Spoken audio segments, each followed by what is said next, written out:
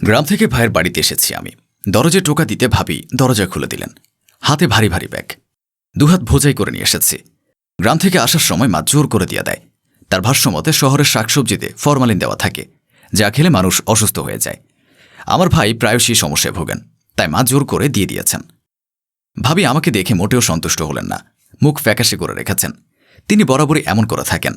আমি ব্যাগগুলো মেঝেতে রেখে বললাম, আসসালামু আলাইকুম ভাবি, কেমন আছেন? আমি ভালো আছি। প্রতি উত্তরে আমি কেমন আছি তা একবারও জিজ্ঞেস করলেন না। আমি আলতো হাসলাম। গ্রামের মানুষ বলে কথা, ঠোঁটের কোণে হাসি লেগেই থাকে। ভাই এলেন ছুটে, আমাকে দেখে একবারও জিজ্ঞেস করলেন না কেমন আছিস। উল্টো সুরে বললেন, তুই হঠাৎ আমাদের বাড়িতে আসবি, আগে বলে আসবি না?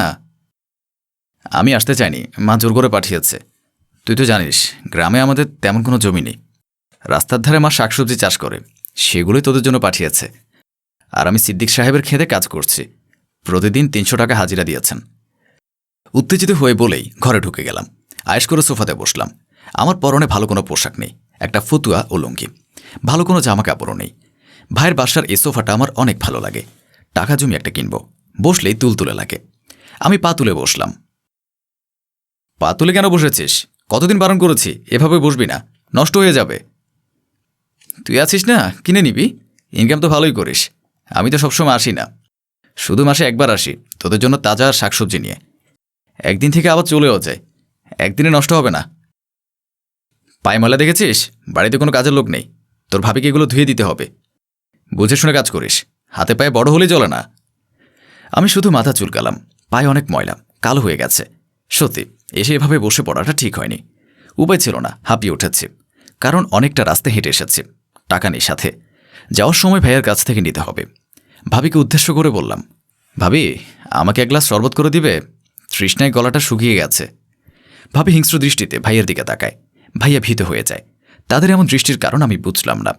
সোফা ছেড়ে উঠে দাঁড়ালাম, ব্যাগটা কাঁধ থেকে খুলে সোফার উপরে রাখলাম। ভাইয়াকে বললাম, বাড়িতে কোনো কাজ নেই বুঝেছিস, তাই এখন আর ফিরে যাচ্ছি না। ঈদের পর একসাথে তোদের নিয়ে যেতে বলেছে মা। আমরা এখন গ্রামে যাব না। তাহলে আর কি, আমি থেকে যাব, ঈদের পর না হয় একে চলে যাব। ঘরের উদ্দেশ্যে যেতে গিয়েও থেমে গেলাম। আসার সময় ভাবির জন্য একটা শাড়ি কিনেছে মা, দাম বেশি না।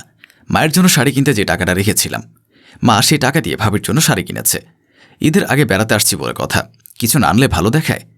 ব্যাগ থেকে শাড়িটা বের করে ভাবির হাতে দিয়ে বললাম, দেখো কি চকচকে রং, মায়ের পছন্দ আছে বলতে হবে। কত ভালোবেসে তোমার জন্য কিনেছে, আর বলেছে যাওয়ার সময় যাতে এই শাড়িটা পরে যাও। এখন তুলে রাখো, আমি হাত পা ধুয়ে আসছি, খেতে দাও কিছু। বলেই ওয়াশরুমের উদ্দেশ্যে চলে গেলাম। ভাই ভাবির ঘরের পাশ দিয়ে আসার সময় ভাবি ও ভাইয়ের মাঝে কথা কাটাকাটি শুনতে পেলাম। আমি এক মুহূর্তের জন্য থমকে গেলাম। ভাবি বলছেন, তোমার ওই অশিক্ষিত ভাই কতদিন থাকবে এখানে শুনেছ? এই এক সপ্তাহ আমাকে জ্বালিয়ে মারবে, রান্নাবান্না করতে করতে আমি শেষ। মিরাজ গ্রাম থেকে আশা নিয়ে এসেছে, আমি কিভাবে ওকে চলে যেতে বলি? তুমি বলো। কয়েকটা দিন থাকুক, তারপর না হয় বলবো। আমি এত কিছু জানি না, আজকেই বলবে। আমার ভাই আসবে, দুটো ঘর আমাদের, একটাতে মিরাজ, অন্যটাতে আমরা থাকলে আমার ভাই কোথায় থাকবে? ওকে না হয় পরশু আসতে বলো, আমি কালকে ওর সাথে কথা বলে চলে যেতে বলবো। কাল না, আজকেই। খাওয়ার সময় তুমি ওকে চলে যেতে বলবে। আমার ভাইকে আমি আগেই আসতে বলেছি। আচ্ছা, বলে দেখব। ভাইয়া চিন্তিত হয়ে বিছানায় বসে আছেন। আমাকে চলে যেতে বলতে তার বাঁধবে। ভাই বলে কথা, হাজার হোক রক্তের অদৃশ্য টান। মায়ের পাঠানো শাড়িটা মেঝেতে ছুঁড়ে দিয়ে বললেন, যাওয়ার সময় এই 2 টাকার শাড়িটা নিয়ে যেতে বলবে। এই শাড়ি আমার দরকার নেই। আমার ভাই আসার সময় আমার জন্য দামি শাড়ি নিয়ে আসবে। আমার রুচির সাথে এই শাড়ি যায়? কি মনে করে শাড়িটা পাঠিয়েছে? ভাইয়া শাড়িটা তুলে বিছানে রেখে বলে, মা অনেক কষ্টে শাড়িটা পাঠিয়েছে, ফেরত দিলে কষ্ট পাবে। তার চেয়ে শাড়িটা তোমার আলমারিতে রেখে দাও। এইসব আমি আমার আলমারিতে রাখতে পারবো না। সিঁড়ি ঝাড়ু দিতে যেই মহিলা আসে না, তাকে দিয়ে দিব, তিনি খুশি হবে। এত কম দামি শাড়ি তাকে দিতেও কেমন বাজছে রুচিতে। আমি আর শুনতে পারলাম না, চলে এলাম টেবিলে। গলা দিয়ে খাবার নামবে না। তবুও ভাইয়া যেতে বলার আগে দুমুঠো খেয়ে তারপরে বাড়ির উদ্দেশ্যে বেরিয়ে যাব। বাড়িতে হাঁস মুরগি পালন করে মা, ডাল আর ডিম ছাড়া তেমন কিছু রান্না করে না। এক খাবার খেতে খেতে ভালোও লাগে না। ভাই ভাবি এলেন, ভাবি খাবার দিলেন। তরকারি হিসাবে ডাল আর ডিম ছাড়া কিছু খুঁজে পেলাম না।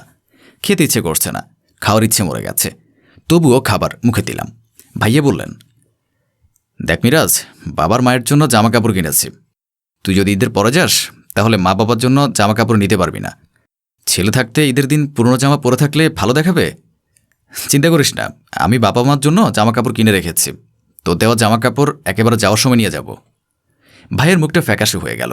ভাবি পাশে দাঁড়িয়ে তীক্ষ্ণ দৃষ্টিতে ভাইয়ার দিকে তাকিয়ে আছেন। ভাইয়া ইতস্থিত করে বললেন, আসলে তোর ভাবির ভাই আসবে, ঘরটাও লাগবে, তাই বলছি তুই আবার কিছু মনে করিস না।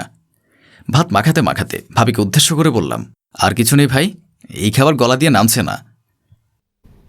ঈদের কেনাকাটা করতে করতে সব টাকা শেষ হয়ে গেছে, হাত একদম খালি। কি দিয়ে বাজার করব? আচ্ছা সমস্যা নেই, এতেই চালিয়ে দেব। আমি আজকে রাতেই বাসে করে গ্রামে চলে যাব।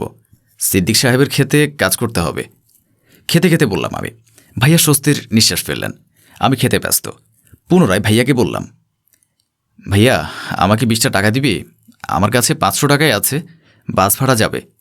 কিন্তু এখান থেকে বাস স্টপ পর্যন্ত ভাড়া 20 টাকা। সকালে হেঁটে এসেছি, এখন পা ব্যথা করছে, হেঁটা যেতে পারবো না। ভাইয়া কিছু বলার আগেই ভাবি বললেন, তোমাকে তো বললাম ঈদের শপিং করে হাতে টাকা পয়সা নেই, তাই দিতে পারবো না। ভাবির ভাই শুভ এত কিছু আনার কথা থাকলেও এসেছে খালি হাতে, একটি সুতাও আনেনি। আমি ড্রয়িং রুমের একপাশে বসে টিভি দেখছিলাম।